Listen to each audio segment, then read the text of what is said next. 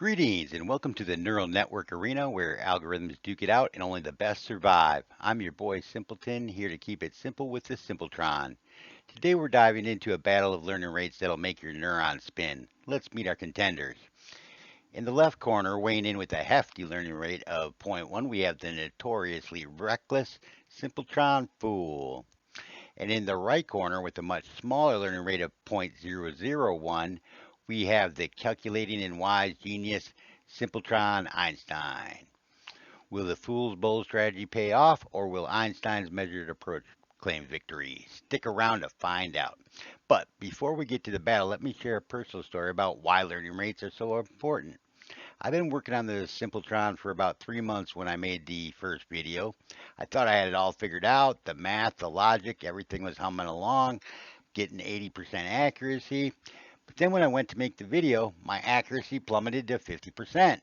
Sometimes he's 45, and hey, if you get 45% on a true false type of question, that's nothing to write home to mom about, right? Well, it was like watching my digital baby trip over its own feet. What went wrong?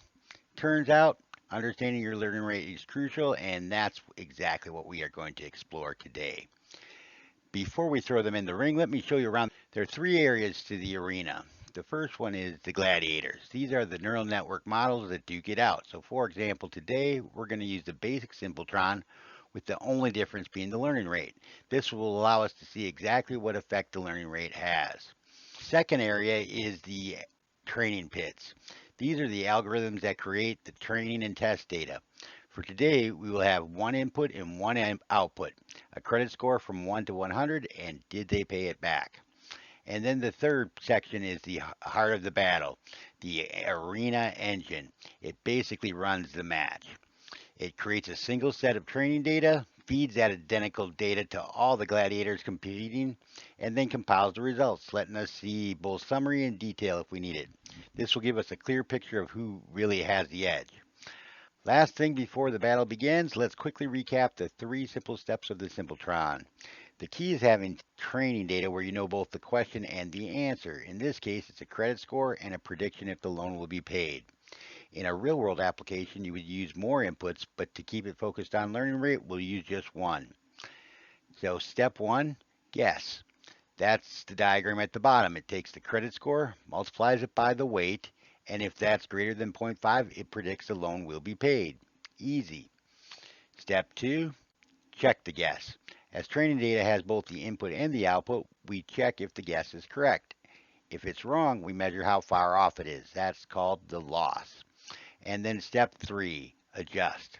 If there is any loss, then we adjust the weight, but only by a small fraction of the loss. That fraction is known as the learning rate.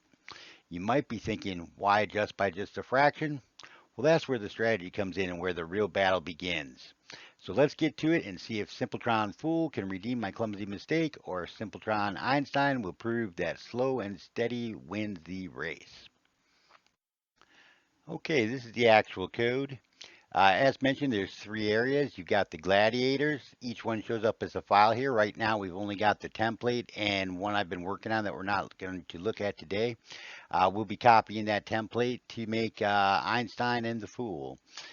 Then you've got the training pits. This is different types of training data that we can create. And then finally, we have the arena, which is this file right here.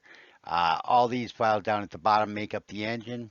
The only one we really need to mess around with is the arena. So you can see it's got the battle parameters, how many epochs to run, how large of a training set is it. Do we want to include anomalies and print graphs? We'll skip the graphs for now, but turn them on in the end once we got everything working. Default starting neuron weight and a default learning rate, but these can be overwritten, and that's what we're going to do. And then down here, we specify which training pit it is that we want to use. We're going to use a single input credit score and the list of the gladiators. So for right now, as mentioned, we only have the template. Let's just make sure everything is working with that. All right, looks good. So we got an 80% accuracy when we ran that. It shows us here's the training data. So someone had 9 for a credit score, not very good, so they didn't pay it. Again, not very good, so they didn't pay it. Here's an anomaly. It was only 24. Normally they wouldn't pay it, but in this case they did. And then here's a normal one where they paid it.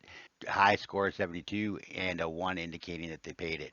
Up above, you can see the details of what's happened to the weight through each iteration and epoch. Let's go ahead and get this battle underway. So we're going to take this template, we're going to copy it, paste it in here twice. First time we're going to call it Simpletron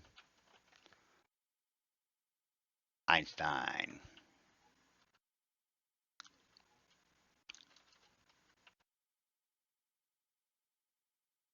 Now, the file that we create here has to have a class by the same name. That allows us to just easily access it from the arena. And actually for Einstein, since it's already 0.001, we're not going to change anything. But we will take a quick look. There's not too much to it here.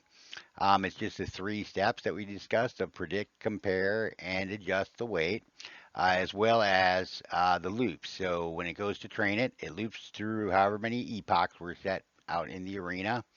And then for that, it loops through all the training data that we have. And so this one actually is ready to go because, as mentioned, we're going to just use that default rate. Let's make another copy of this. And this time we're going to make the Simpletron Fool.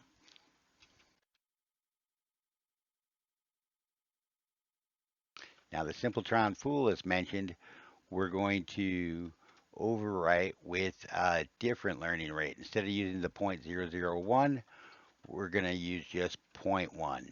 And this is the mistake I made when I went to make that first video and my accuracy plummeted from 80% down to 50%. Let's see if that's what happens again. Again, it's same thing.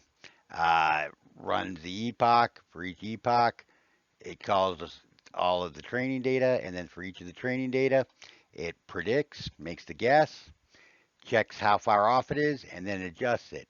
And as you can see, that adjustment is the loss, how far off it is, times the learning rate.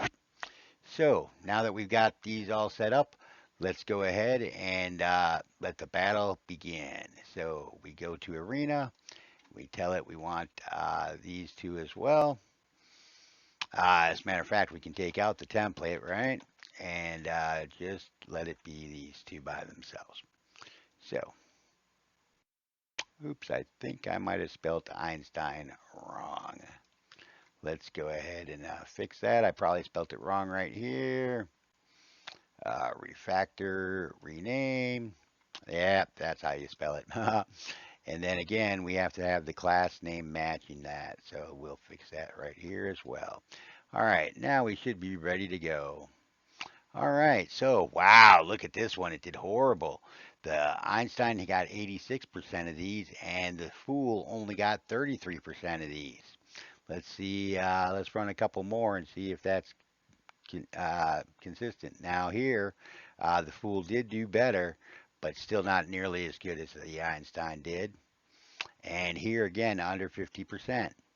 So what's going on that such a small little difference can have such a big impact on our results? Well, let's take a look. You can see here in blue, it is the Fool, and in white, it's the Einstein. So we're down here in our last epoch, and if you notice, um, the Einstein has the weight set here at 0.009. Now remember, it's trying to find the decision boundary here, right? So we say it's moving the weight, what it's doing is changing that weight, looking for the line that separates those who paid from those who don't pay.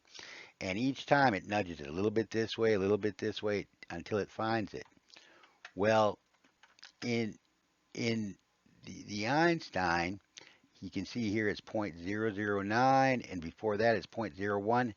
That makes sense because a credit score of 50 is right in the middle, and 50 times 0.01 is in fact zero point 0.5, where we make that split in the decision, right? If you look down here, it says, hey, if the weight, the score times the weight and then we round it off to avoid floating point errors, is greater than zero point 0.5. So a credit score of 50 times a weight of 0.01, that would put us right in the middle, right on that decision boundary, right, if we look back here, right in the middle of these two. And so because of that, it's able to, that's really the ideal weight for this question.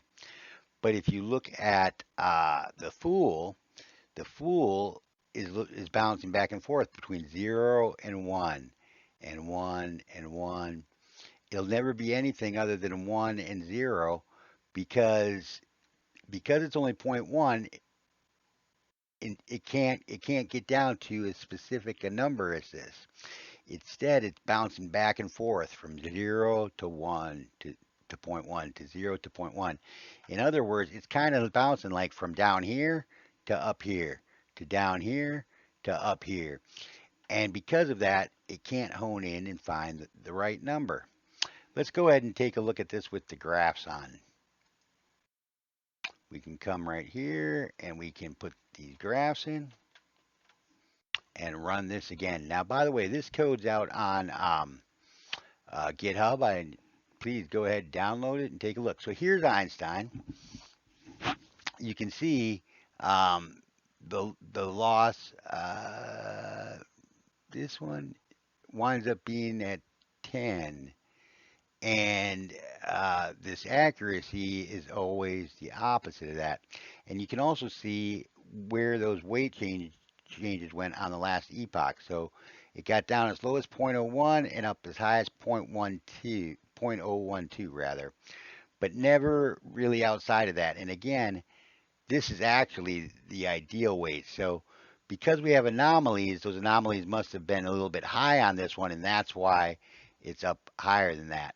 We also get this line that shows where it converged. It took 25 epochs to converge before it finally did get that consistent loss of just 10. And then finally, this one here shows us what those weights were, again, in the last epoch. So we had one at 0.01, a bunch at 0.11, and a few at 0.12. Now let's take a look at the graphs for the fool. So the fool, it just jumped right up to this loss of 16, and it never got any better than that. Again, the accuracy is kind of the exact opposite of the loss. You can see the weight changes. It was bouncing from 0.0, 0.1, and even up to 0.2. But then, as we mentioned, it just goes 0.1, 0, 0.1, 0, 0.1, 0. It can never get to that fine granular spot of 0.01 where we really want where it's really the correct decision boundary for this one. And you can see this one says it converged right on like the second epoch because it just jumped up to 16, and that loss never got any better. And finally, we can see this last one where again it was 0, 0.1, and 0.2. Now, one other thing that I think is interesting besides learning rates here is you noticed how there is quite a bit of variance in these accuracy numbers, right? Um, so why are we getting all of this variance? Oops, let me turn. I was trying to figure that out with ChatGPT and Claude said to me, "Well, why in the heck are you only doing 30 pieces of training data?" And actually, it was right. So let's turn this graph off and take a look here. If we make that false, just so we can see the variance when we're only using 30 pieces of training data, right? So here we got 60 and 53. Here we've got 66 and 53. That's not a lot of variance. Yep. Now, of course, but that one's pretty different, right? So 73 and 80.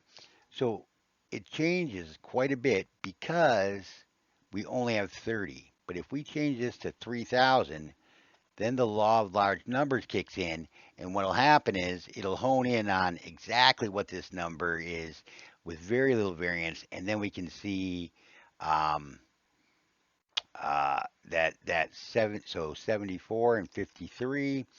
you'll notice that if we rerun these, they come out very close to that every time. 75, 51, 74, 52. So now you get a much more consistent result because we have much more training data.